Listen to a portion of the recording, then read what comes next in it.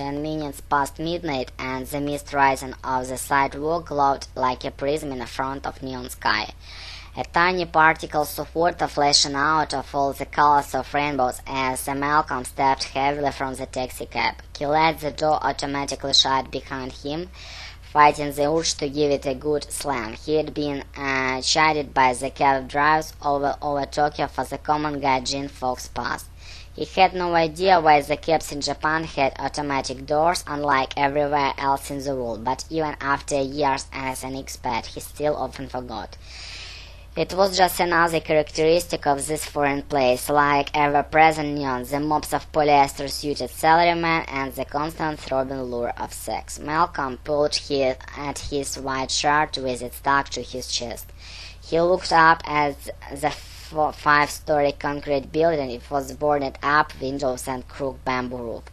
There was no sign above the door, no scandalous pictures on the wall, but the ferry parked at the curb of the few feet away told him he was in the right place. Carney American Dream. He glanced launched at the expensive car, yellow cars, its smoldering black windows, its most fallen sensual chassis, then shrugged.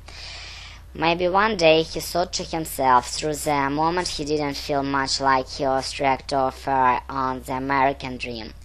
He just lost his second job in 11 months. He'd nearly indicted for trading fraud that had sunk the oldest bank in England, and he was standing outside disputed buildings in the edge of Kabuki-cho, Tokyo, and famous sex district. He turned away from the Ferrari and walked slowly up sidewalk to the building. The door was unlocked, and narrow hallway led to the elevator. There was a camera above the elevator, and as he approached, the door opened, revealing a vertical steel coffin with dental walls and rust-covered and scuppered floor. Malcolm entered the elevator when, watching nervously as the door slid shut. The elevator jacked upward with a groan of overtaxed mechanical gears.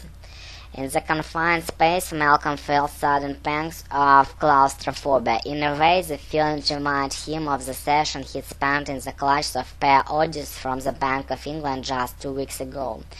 Coincidentally, the day the author arrested Nick Leeson as he got off in a plane in Frankfurt, Germany.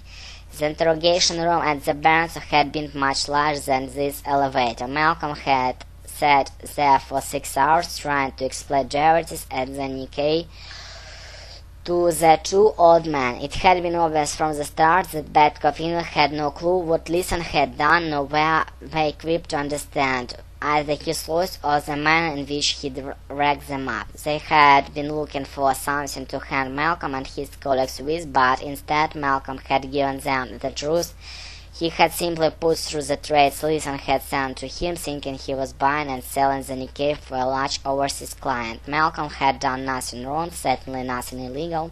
His ignorance of what Leeson had really been to kept him out of jail. Unfortunately, wasn't enough to keep him and 1,200 other Barring employees around the world from losing their jobs.